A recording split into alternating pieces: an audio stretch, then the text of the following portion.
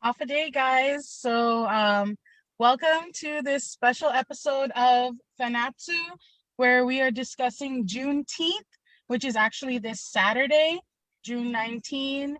And we're going to be talking about Juneteenth and its connection to decolonization here on Guåhan. So, my name is Nichole Quintanilla. I am going to be your host for this afternoon. So for those of you who are just joining us for the first time, welcome. And for those of you who are returning, welcome back. Today we are joined by my fellow members of the Black Collective. Does anybody want to introduce the group and who you are? I could start. Hi, my name is Paula Allen. I am 24 years old. I am a sociology major at the University of Guam, and I am African American and Filipina. And I guess I'm part of this is our first meeting of the Black Collective. So we're starting to try to our goal is to create a safe space for Black voices on Guam. We just thought we could come up with this group, and so I am one of them. And so this is Kiana Brown. Hi everyone, I'm Kiana. I'm also a member of the Black Collective. I am a recent graduate, an MA graduate from UOG. I graduated with an MA in English literature. My thesis was actually on the stories of Black Chamorro women. So Nichole was one of the voices that were centered in my thesis project. And then there were two other women who shared their stories about what it was like to be Black and Chamorro growing up on Guam. So the Black experience on Guam is something that I'm very invested in.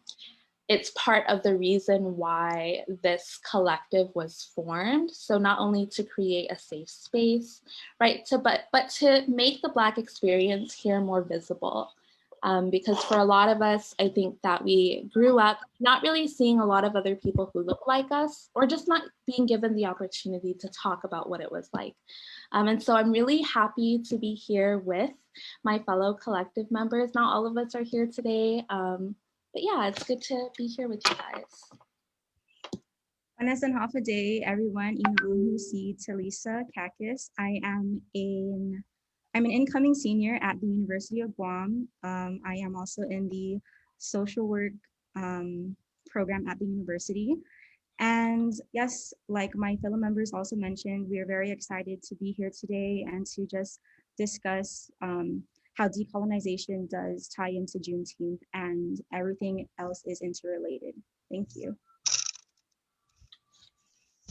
Awesome. So I guess I kind of forgot to introduce my other stuff, right? So I'm a teacher, and I just finished my MA in teaching. So that's me. That's what I've been doing. I write poetry on my spare time, and yeah, so I did meet a lot of these lovely ladies through the Black Collective, through Kiana and her research project, and just over social media. And it's been a really great experience, meeting with you guys and talking with you guys, even just on the group chat about, all our goals and all our dreams about, the future and what we want, the Black community to be like here on Guam, right? And how we can play a role in that. So we are live on Facebook. So I guess what we should do is just dive right in. So Juneteenth, what is Juneteenth? I know here on Guam, not really anybody knows what Juneteenth is. Nobody, has really been exposed to it.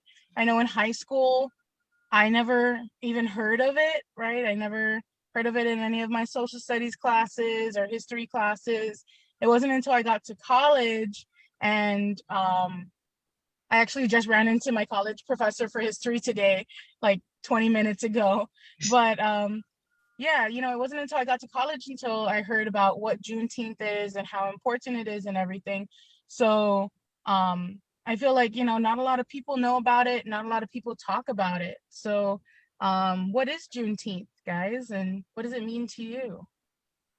So, Juneteenth is basically when the Emancipation Proclamation was signed, and that's when the slaves, African Americans, were basically free from slavery, and that was a very dehumanizing, brutal time. It was the slavery lasted until 1600s to eventually 1865, so for the Emancipation Proclamation. And so for that long time of the dehumanization and the oppression and the erasure of our culture is very, very racially traumatizing. And so this is why Juneteenth is basically our 4th of July. It's a reminder of how of really tragic time, but also it also reminds us of our strength, of how we resisted against that oppression. A great example that everybody knows is Harriet Tubman, how she went back and forth, always taking the slaves back and forth to try to free them. And so I think it's understandable how a lot of us don't know about Juneteenth, because when we are going through our social studies class, a lot of the history is just glossed over. And when I was in middle school, throughout my social studies class, the only time slavery was mentioned was one class, and then we moved on to the next thing. And I remember thinking, reading about this, what they endure, and still not understanding who I was as a Black woman. I would be thinking, man, this is sad for these people. And she really shows of how glossing over that history can impact of today's future, especially today's generation of the Black community, of how they identify themselves. And we're a great example for that. And it's nice to see that we're starting to understand what Juneteenth is, because it's starting to have us see that we do matter. We are not just oppressed. We resisted. And I think a lot of people need to understand that slavery shaped America both economically and culturally, especially with the cotton trade. A lot of slaves were picking cotton, and they were doing other agricultural things, but cotton was made up 3/4 of the world's trade, and it was really important. And so it really did shape like America. It really started the foundation of America, and yet it's glossed over. And so I'm so happy that I'm starting to grow up in an environment where people are more aware of it. And I know it's still, people are not fully aware of it, but they're starting to hear about it. And honestly, that's a step for me, and that's exciting for me. I know it's still the bare minimum, probably not even the bare minimum, but just seeing that it's starting to be more recognized, because it is now a national holiday. And so that just shows the strength that Black power has. And I think that we all need that, especially going through an identity crisis with living on Guam and being the unicorn in the room, but still feeling like this is our home. And it's like, what are we? Am I, like, for example, am I Filipina? Am I Black? But I live on Guam. I love Guam. This is my home. I was born and raised here. And so to understand our history, it's definitely a big role, not only to America, but to definitely the Black culture. Yeah, definitely, you know, and like you said, it's not really known, it's not really taught or talked about that much in, you know, in school and everything. And you know, like, even like the idea of, right, Juneteenth, even for people who do hear a little bit about it, right, it kind of gets a little lost in translation, or they get like a very bare minimum, you know, canopy, like um a very general explanation, right? Oh, Emancipation Proclamation was signed and then everybody got freedom and then that's Juneteenth, right? So that's like, even those who do know kind of just, know the umbrella thing, right? But they don't know like how far that struggle was, right? Even not only to get to the Emancipation Proclamation, right? Which was like 1863. And then it wasn't for like 2 more years that until true freedom, actually came, right? Because even though they signed the proclamation and some slaves got their freedom, it wasn't like nationwide freedom for every slave until 1865, right? And it wasn't until that day that Juneteenth really came in as like, this is it, the absolute last day, right? In Texas, they finally had the last slave freed, and that was when Juneteenth kind of like became like a thing, Right. and so 1865. what was that? Yeah, that was June 19th, 1865, when that was Yeah. huge. It's just crazy. So it's crazy that people don't know, and then it takes having a podcast to educate people, but that's great, and we do have some questions coming in already. Someone asked, do we think any teachers on Guam at all, or are there any teachers at all on Guam that teach about Juneteenth? And this person didn't hear about it at all in school, not even at UOG. No. So, I mean, I had never ever heard about it in social studies class. Not at all. Nope. Right, yeah. Even me as a social studies teacher, right? I teach social studies. I did teach US history for a couple years before I switched to Guam history. And there's so much, right? There's so much to cover that I know a lot of teachers don't even address it at all. Or it like we said, it's just like also Juneteenth, right? Just at the end of a sentence, right? And also Juneteenth. So it's not something that a lot of teachers go into depth with, because on the standards that every teacher has to hit, it's not listed as one of the major standards, right? Slavery is, the Civil War is, but it's not like something that's really drilled in. And even today, they're trying to have like high school social studies, high school US history start after the Civil War. So, these heavy topics, right? Slavery is a super heavy topic, should be discussed in high school, right? Sometimes it kind of goes over middle schoolers' heads. And right? I think so a if lot we're of waiting until then they're not gonna, know. I think a lot of people don't really understand that a lot of Black history is what America is today is a lot from Black history. We wouldn't have the Emancipation Proclamation without Black people being part of the Civil War, and that took a really big part of how the Union won.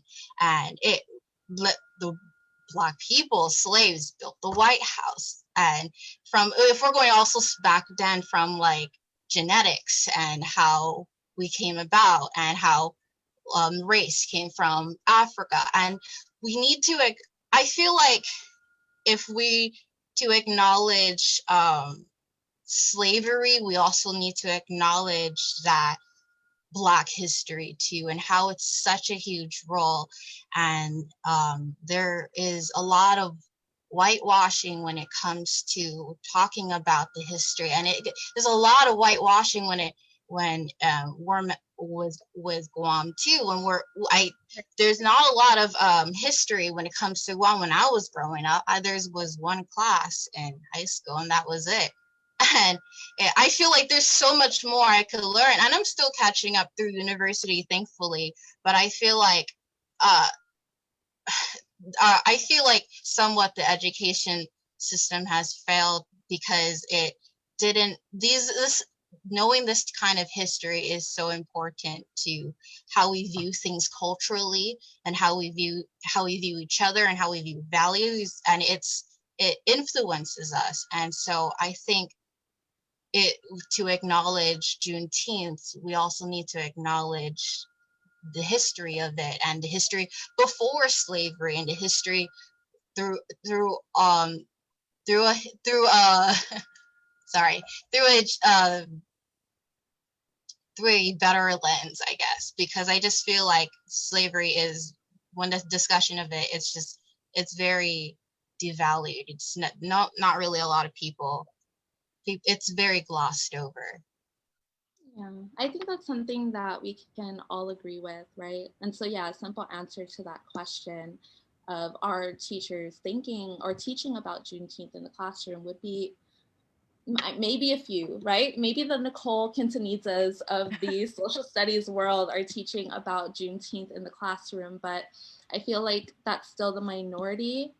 But just given the current climate, I'm hoping that there will be a shift in the kinds of lessons that are taught. Like we know, for example, that UOG Press, right, they're working on social studies books that center our island's history more than they have been in the textbooks that have been used in Guam's K through 12 curriculum. So I'm just excited to see how that makes a difference.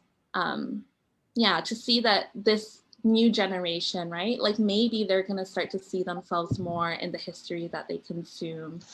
Yeah, and so not right now, but hopefully in the future, it will be a staple, especially if it becomes a national holiday. Yeah. But I think for me, because you did ask the question, right, about what Juneteenth means to us.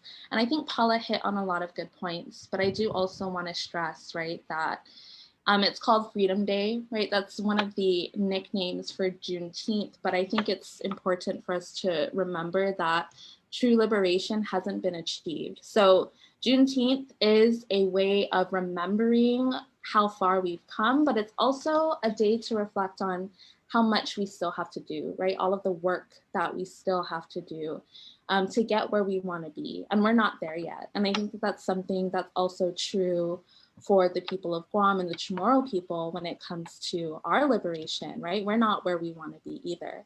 And I think that that's why this conversation is really important, because there are definitely connections when it comes to liberation for both communities. Nicely said, Kiana. Yes, you like literally took the words out of my mouth. I was going to mention that too. Yeah. Everything's really connected. Yeah, I love what you said about how it is, a testament and a celebration of how far we've come, but also, motivation to show us that we still have a lot to, a far way to go, right?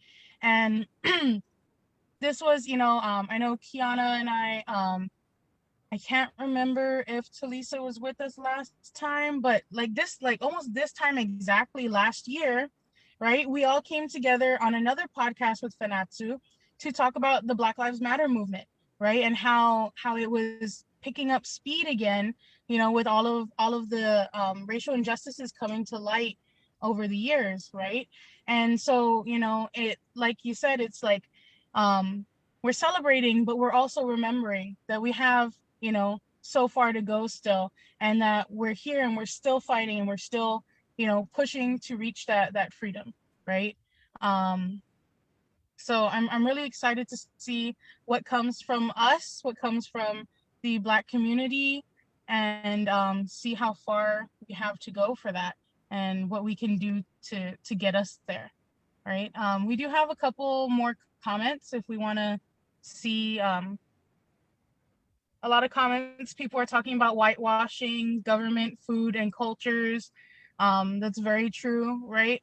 And I just kind of want to backtrack real quick, because we had talked, about how it's not really taught in our schools, and kind of how Black history in general is not taught, right? It's kind of taught as U.S. history, and it's not, credit is not given where credit is due a lot of times.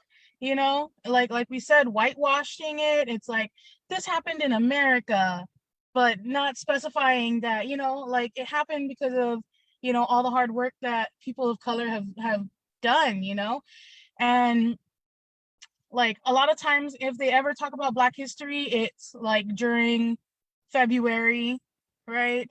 Just during that short 20 days of Black History Month, they throw in a couple, you know, a couple things. They show our friend Martin to the students, right, in the classroom, and pack it away, right? So it's kind of not, it's not something that's taught throughout the year. It's not something that's really brought up. So of course people are going to be less sensitive to the topic, less knowledgeable about these topics, right? Because they don't know about it, they're not taught about it, they're not taught the importance of it, right? So like students never know what Juneteenth is, right? They never know who Emmett Till is. They never know, you know, all of these things. They know Kobe Bryant, you know, but that's, you know, that's about it. So Right. I that's, think that that's something that we also talked about, was how popular Black culture here is on island when it comes to music and sports and fashion, right? Yep. But when it comes to important things like history and social justice, that kind of goes out the window. And I think, you know, Talysa, you organized that first protest, that first big protest for BLM here last year, and you heard a lot, I think we all did, but I know you were getting a lot of negative comments about why are we doing this here? Why is it relevant? And I think that that's the mindset, right? I don't know if you want to say anything about that, Talysa, but. So yeah, last year, it was during the summer, exactly kind of just a year ago from today, we had the first protest in support of the Black Lives Matter movement. And yeah, there was so much hatred and so many negative comments I was getting, messages that I was getting too. And there was a lot that I didn't read. I just kind of stepped away from that side because I didn't really want it to negatively affect me and what the actual mission and the goal of our protests and just seeking social justice was. So with that, I found it kind of crazy and funny and ironic because a lot of the people who were negatively commenting or sending me messages, I noticed that they were also the same type of people who really valued Black art. So music, the artists, I would say like actors, everybody who is, or not everybody, but a lot of people who are Black, and even if they were mixed or not, they were up there in the charts. There were also a lot of people who I noticed, similar to Paula's hair, they had any types of locks or braids in, and they would wear it, and they would not really, I guess, make themselves aware of the type of, I've had of, I I'm had sorry. people ask me to do my hair, their hair too. I just want to add to that. Like it's like, Yeah, why would it's I? like, it's like the hair, like something as simple as hair. So I know we're in the age of technology right now. And just last night I came across this TikTok, and it was this Asian woman who had her hair braided. And it was, I'm not specifically sure what type of braids it were, but she made a video, and it was, her hair was braided. And in the video she said, have to take my braids out because I have an interview tomorrow. And then another Black content creator stitched that video and said, that's exactly wrong.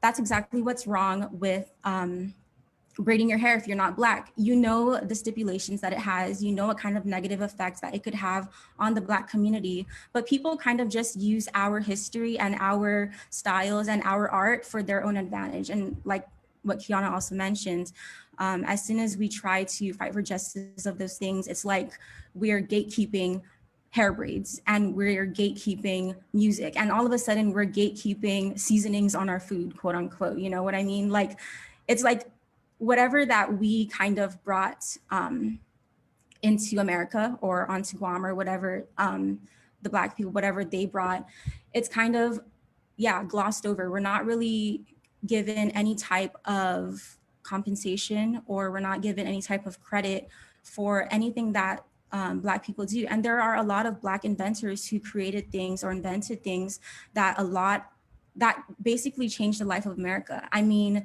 the traffic lights, the 3 signal traffic light, home security systems, the ironing board, something super simple, things that are used in everyday life, a lot of Black people created. And it's kind of just, it's really disheartening that there are a lot of people who don't really see what's wrong with the racism or don't even see the racism at all. There were a lot of comments. There's no such thing as racism on Guam. We're on this island.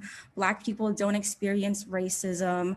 This was the top one comment. You can't say racism exists because I have a Black daughter, or I have a Black cousin, or I have a Black nephew and niece. It's like, okay, you have them, but you're not Black to understand what they're going through. So it's kind of also just looking down on what their experiences are, because you have a family member who's speaking against your beliefs and speaking against what you are experiencing, having them not experience it at all. So yes, there's a lot of negativity that can come from it, but I'm really excited and I'm proud that we are here still strong today, and we're still pursuing this conversation that really does matter on a global level, not just the US level or the Marianas level, but a global level.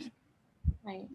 I So like what you what? said about, sorry, Nichole, I like what No, you no, said go. about, people saying that racism doesn't exist here. And that's part of the reason why I feel like learning Black history is so important.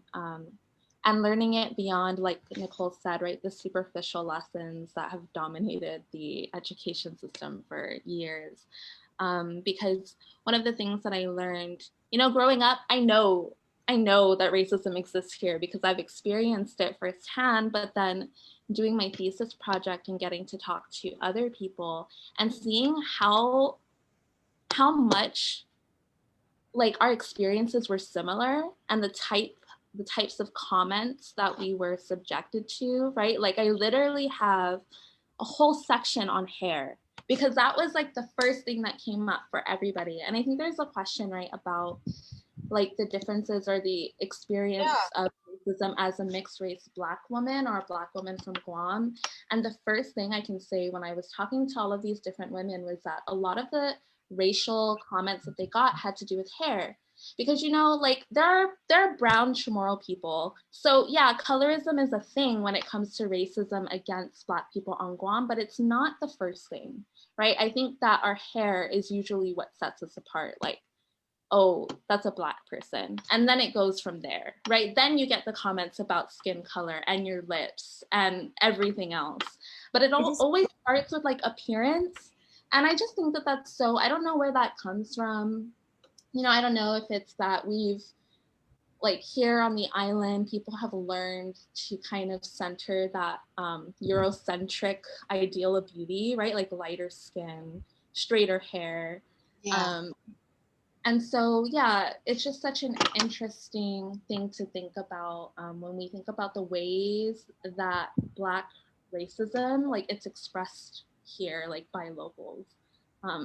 But yeah, you just had me thinking about that when you were talking about that, Talysa. Can I just add that my first job ever, I was still in high school, and I actually did have braids in my hair.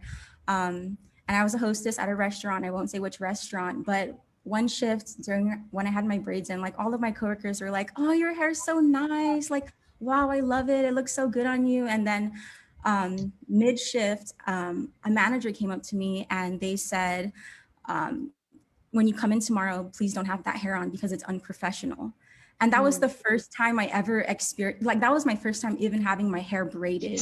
And that was the first time I ever experienced that. And I was like, what? I was like, what the heck just happened? Right. Like, And there was actually a story I heard. I won't say who it was or what school it was, but it's a school here on island. And basically, she was told, and this was one of my thesis participants, that she couldn't come to school with her hair braided, which is so problematic, right? Because for us, braiding our hair is like a protective style. It's like one of the ways that we can do our hair and keep it safe, from the sun and keep it healthy, but it's unprofessional, or it's just not, it's an undesirable look, which is so problematic.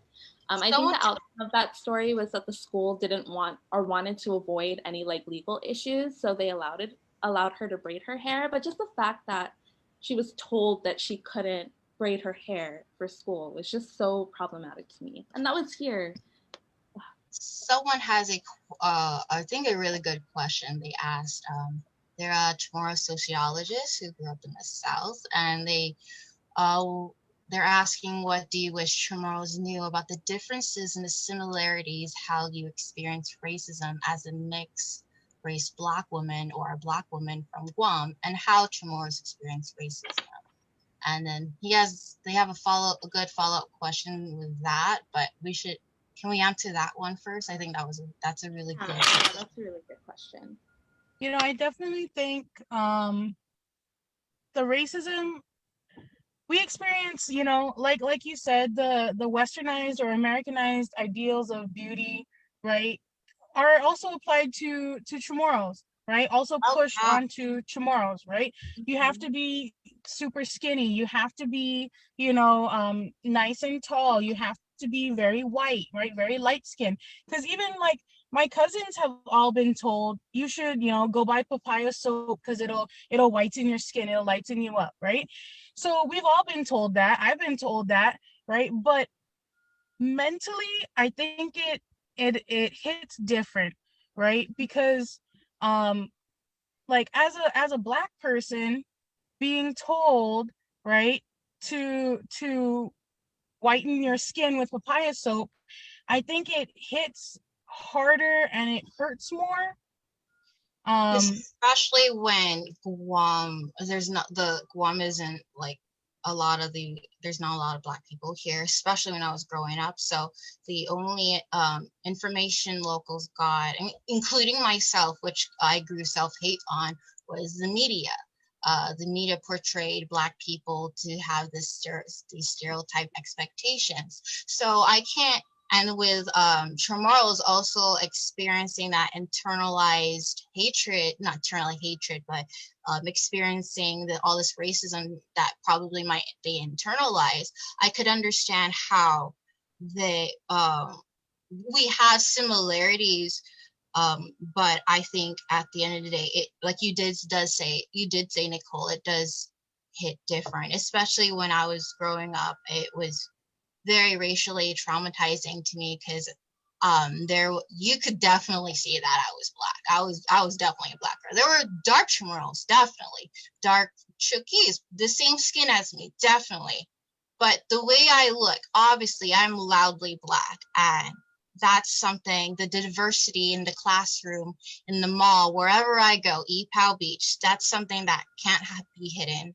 I'm obviously still different, no matter the diversity here or the people of color here. I don't think diversity should tuck away racism. I think, and it is not to say Chamorros don't experience racism. The FSM community experience racism. Chamorros are called Mexicans when they go to the States. Like, it's like, I think, and there's also like sometimes there's war between the African American and the Asian communities. Like, it's definitely I think what this colonization did really had us start to segregate ourselves to the point where Black people are telling me that I'm not Black enough. And it's like, at the end of the day, you start to think, what are we even fighting about? We're not the ones that, like, it's crazy because like you've experienced Filipinos experience it, Chamorros experience it, Palauans experience it.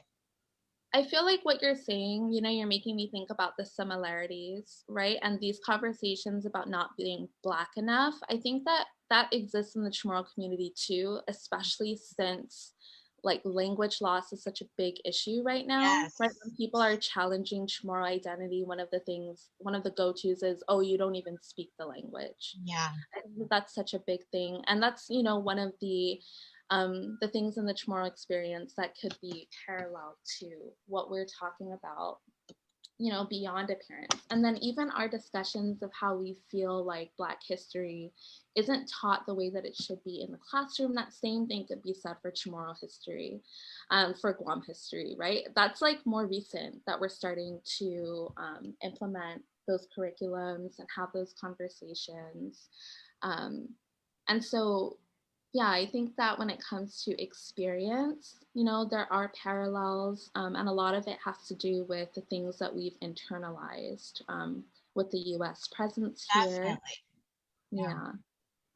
Yeah, and just looking back, right, the person who asked the question was talking about, how Guåhan's 500, literally this year was 500 years Yeah. since Magellan came to Guam, right? And how you can see the parallels across those 500 years, right? Chamorro people were told not to practice their dances, not to practice their language, right? Not to practice their religious beliefs, right?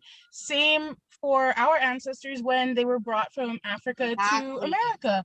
The The exact same thing, you it's know? the And argument then that indigenous oppression is good for that social order and institution. We could, all the people of color who have been colonized could definitely relate to that. And we may not have the exact same prejudice and discrimination experiences, but what we could all definitely like emphasize with each other is that argument that people think that the to build America off of brown people's success, and that's definitely a similarity, and that's why I think Black issues should be relevant to Guam too. It should be relevant to it's Black history is world history, especially if you are an American citizen. It is definitely one of the things that you should definitely educate yourself about, because you're going to start to see the patterns of colonization that that the that these colonizers went through. They colonized the Philippines, they colonized Puerto Rico, like they colonized, they went to Africa, and they traded us for resources, so they brought us to the Caribbean. You could see these patterns, and Black Juneteenth is Black history, but it's definitely ties in to the patterns and the series of this colonization that's going on and is still going on, and it's ridiculous. We just got a really interesting comment. Nichole, I don't know if you want to read that, but you guys see it. sorry, I couldn't hear what you said. Oh, we just got a really interesting comment. I'll just read it. Okay. It says, for the Chamorro relationship to Blackness, some of it comes from how Chamorros end up in the racial hierarchy of the US, and being whiter is better. Yes. I remember interviewing 2 Chamorro men who served with African Americans in the Navy before World War II. One said that he felt a kinship to the African Americans that he worked with in the kitchen, since they were all mistreated by the whites.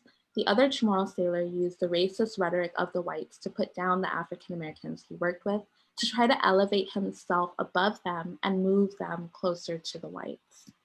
I think that idea of proximity to whiteness, right, that's responsible for a lot of the racism that exists on island, not just against Black people or Black mixed people, but even against like the FSM community, and against Chamorros who are darker. I think the demographic for the FSM community, they have the highest mortality rate, especially through going through the COVID right now, and you could definitely see that they're a marginalized group right now. And it seems it's what bothered me with the Black Lives Matter is all these people were very supportive of us, and yet nobody was applying that passion for the community that experiences the racism here, which is the FSM community. And I think that's really important. I think I guess what I'm trying to get at is that understanding Juneteenth and celebrating it and having Guam and applying it to Guam isn't just for Black culture. I think when you're starting to understand Juneteenth and the strength behind it and the agenda behind it and the agenda that we still have today, when you start to understand that, you can start to see, maybe I could apply that to my everyday life, to other marginalized groups, such as um, uh, advocating for for Guam to be independent. I'm completely for that, and I can see the correlation to to my own culture with that. How my grandmother was in World War II, went in the Philippines with that, and how my dad and my grandfather were really traumatized, and to hear Guam's history, I can, like, growing up, I was already I could already emphasize empathize with it, because it's the similarities are there, the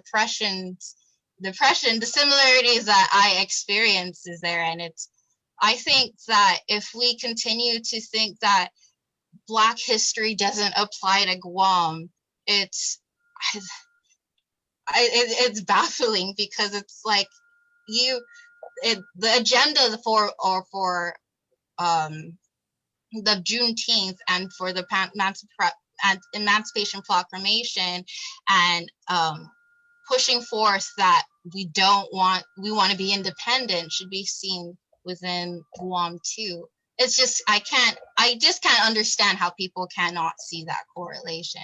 If you cannot see that correlation, I guess the only thing I could say is you would need to educate yourself about it, because when you start to understand the history, you're going to start to realize, wait, this matters, definitely matters to us too. Sorry, that was long. I think looking back at this comment, right, about we kind of all need to shift our mentality into the first tomorrow's kind of, thought process, and feel like you said, the connection between Juneteenth and our situation here on Guåhan, right? And I think for the second tomorrow narrative here, right, where he was trying to be more white, right, that comes from years and years of being told, we're American, we're American, we're American, Right. Guam is where America's day begins, 100% America, USA. And so when you have that mentality, you're going to try your best to be just like the white man, just like the Americans that And come here, it's the white understandable, Americans. Yeah, because and so with it's Guam, almost like we've been brainwashed, right, throughout that whole since 1898, right? We've been brainwashed to believe that white is best, being as white and as American as possible is the way to succeed, right? We were told, like, literally speaking Chamorro was banned in public, right? yeah. And like, And it's the we same had, and thing a lot of when people Black don't. people were enslaved. They weren't allowed to speak our language too. We weren't allowed to speak African anymore. We were told, your name is not Zulu, your name is John. And if you don't call yourself John, you're gonna get whipped. And it's the same similarities to where Guam is not. We're considered like tomorrows are considered alien races, and to Black people and to slaves, we were just property, we were just part of the economic resources, and that's all we'll ever be.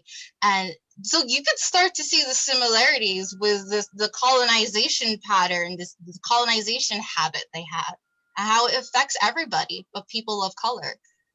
Right. And a lot of people in Guam, like, they don't realize, like, we had segregated playgrounds, we had segregated water fountains here on Guam, and we weren't on the white side of the segregation for that, right? So, Right. like, this second narrative here, like, we weren't playing in the nice, pretty, brand new playground and drinking from the clean water fountain. Like, no, we were, with, the Chamorros were with the African American population here on Guam, way more than the white American population. And so I think by celebrating Juneteenth here and recognizing it here on Fanachu, it kind of draws more people into realizing how parallel our situations are. And hopefully we get our own version of our Emancipation Proclamation one day here on Guåhan, Yeah, for Honestly, sure. right? Man, that'd be awesome. this next question that someone just sent in, how can we talk to our families here and I mean just about all ethnicities, about BLM. I don't know anyone who hasn't argued with at least one parent or grandparent about BLM and riots in the States. I don't know, at least for me, right, coming up in a Chamorro family, and I think we've talked about this before, right? Like there's definitely a generational difference in how these issues are talked about and viewed. I don't know, Talysa, I don't want to dominate, but Talysa, I think you Yeah, have something to say here. yeah, I actually did a presentation about this in the social work conference just this last year, or just this last March. Yeah, talking to family members about Black Lives Matter. I guess they're kind of with the generations. A lot of, and through my experience, of course, a lot of the Manamku, they think that Black Lives Matter immediately equates to like, let's riot, let's burn down buildings, and they really only see like the negative view that the media has portrayed with the movement itself. So that's kind of really misleading, because it really does scare a lot of people. It puts them into a moral panic, basically, because what they're seeing is, if we support the Black Lives Matter movement, there's going to be riots and our businesses are going to be burnt down and people are going to die. People who aren't Black, quote unquote, aren't Black, are going to die. Like, my people are going to die. So I think it's definitely difficult if you're going to talk about the Black Lives Matter movement with any family member or any person who doesn't understand the roots of the Black Lives Matter movement, or who doesn't understand racism in general, or racial injustice in general. I feel like it's really important that you know what racism is and how it does affect people, in order to really understand the Black Lives Matter movement. So specifically to this question, how can you talk to them? You really just got to hit them with the facts. Like, you have to list down, or I guess speak to them in a way that doesn't seem like you're getting mad at them, because then of course that's just gonna make it even harder. They're gonna feel attacked and they're not gonna want to hear what you have to say. But I feel like really knowing yourself, what the history is and how you can better explain it so that they can see a better view of that. I definitely still have trouble speaking with my family, some members of my family, about the movement, because they cannot grasp the concept of the movement itself. It's like, their rhetorical is, why do Black lives matter? All lives matter. What do you mean Black lives matter? No, all lives matter. Like, yes, all lives do matter, but the same thing that we've been saying is that Black lives matter, and the reason why we're saying Black lives matter is because people are being killed for being Black, and whoever is doing the murdering or the killing in that picture might not admit it's because they're Black, but all of the evidence is there as to why they were shot, or why they were stabbed, or why they were killed. I mean, we can go over this again, going back to everybody else that was killed. We can talk about Sandra Bland, we can talk about Emmett Till, we can talk about Trayvon Martin. They were all Black, and they weren't even doing anything that showed criminal activity. I mean, walking with your hoodie on, I didn't know that it was against the law to walk with your hoodie on, or with your hands in your pockets. I didn't know it was against the law to be taking a run. I didn't know it was against the law to be sleeping in your own bed and having police come in and shoot you while you're sleeping. So it's really, yeah, go ahead, Kiana. Go ahead, finish your thought. No, I want to end with, it's really just knowing your facts and trying to explain to them that educating yourself. What's happening, and you have to, you really have to educate them. This is what's happening, and you have to show them that there is a wrong side of history and a right side of history, and then you just have to ask them the question, what side of history do you want to be on? Right. And I think that what you're saying, right, and about that side of history, and then thinking about what Nichole was saying about where the Chamorro people were, like how they were viewed back then, I feel like also being sensitive, or just being aware of the fact that the Manamku, like this older generation, like your grandma or your grandpa, they were probably coming up in a generation where anti-Black rhetoric was common, right? And so over decades, they've internalized this rhetoric. They've been taught that Black people are bad, or that they're criminals, or, you know, they've consumed the media that tells them that paints this picture of Black people. And so that had a lot to do too with that response that we were getting during the Black Lives Matter movement from this generation. And so, yeah, going in with the facts, but then also being sensitive or just being aware of where those views are coming from and how embedded they are in this generation's thinking. And it's not just that generation. I don't want to generalize, right, and just say that it's the older generation, because there are definitely people in our generation who still don't get it. But a lot of it just has to do with that trickle down, right? Like if, just but they're it's the Guam has, especially like even the elderly, had built a dependency and patriarchy, like a patriarchal view of the U.S., and that's definitely understandable, especially considering the war and everything. And so I could definitely understand that, but at the same time, I see it as a result of abuse. Guam has been abused so many times with multiple times they have been colonized, and so as someone who's you're going to be abused, there's either a fight or flight moment, and I think right now I think a lot of the old elderly, I could see that I could see why I never really seem to want to overspeak the elderly, because I could understand where they come from, especially with how it was back then.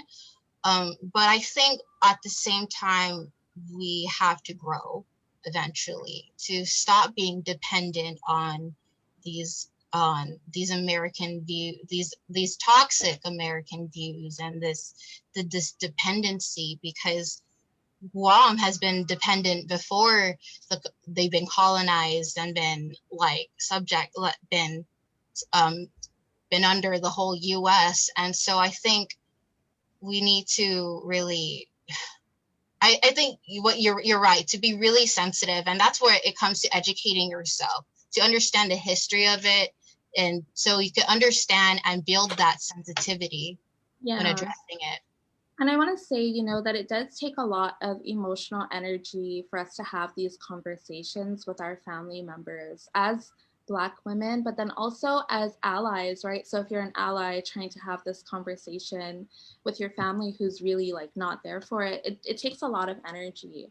And sometimes it's okay to take a step back, and let yourself breathe and not get into the argument. I like to say to protect your peace.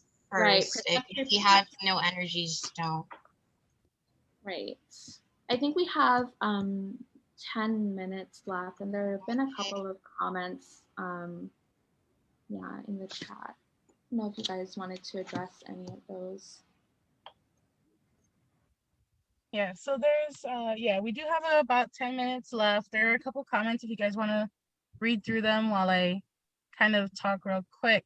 I know earlier someone had commented and talked about Juneteenth, and they were asking if we thought Juneteenth, or if we considered that Juneteenth might be, or celebrating Juneteenth right now that there's talk of it becoming a national holiday, about whether or not it's kind of used as to neutralize or gloss over the injustice, right? And to like, oh, yay, celebrate Juneteenth. Don't think about racism anymore. There's no such thing as racism because we have Juneteenth now and it's a national holiday. So nobody should be angry. And the BLM movement should just die out because we have Juneteenth, yay! So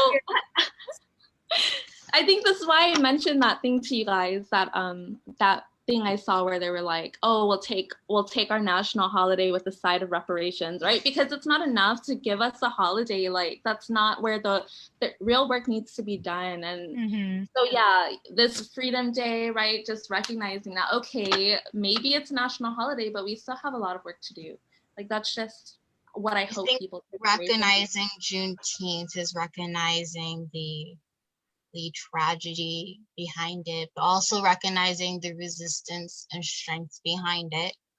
And I think that is definitely the highlight of it. I don't think that we should just think of it as like slavery to be we were just oppressed, because there have been many cases that we really found strength through it. We fought against it, and to celebrate a time where it's not, it's a big step. It's not the full step, the full process, but it is a big step. And to recognize that, and we really need to understand the history of it, because you can't just celebrate June 19th and you don't even know what you're eating barbecue and celebrating about. It's really the same thing as Liberation Day here on Guam, Exactly. right? Like, same thing. So we celebrate Liberation Day, but then there are people who understand, right, that there's still work to be done in terms of Chamorro liberation. And so, yeah, there's definitely, I think we just take these holidays, right, with that grain of salt. Like, we appreciate that we have this day to reflect and to, like you said, recognize the resilience, right, of our people, everything that we fought for, all of the steps that we've taken. But that doesn't mean that there's not still steps that need to be taken. And we can say that for both our Black and our Chamorro and even our Filipino communities, right? Yes, and I think that's a good way of, so there is another question before we end. It says, do any of you see the recognition of Juneteenth as a way of coopting or neutralizing and minimizing the injustice, or more of a way of working towards justice step by step? So I feel like what we all just said, it really, to answer this question, I think that it would be both. It would be neutralizing and minimizing the injustice. So as a, in a way, kind of, sorry, did I freeze? No, okay, because I saw like a little bit of lag.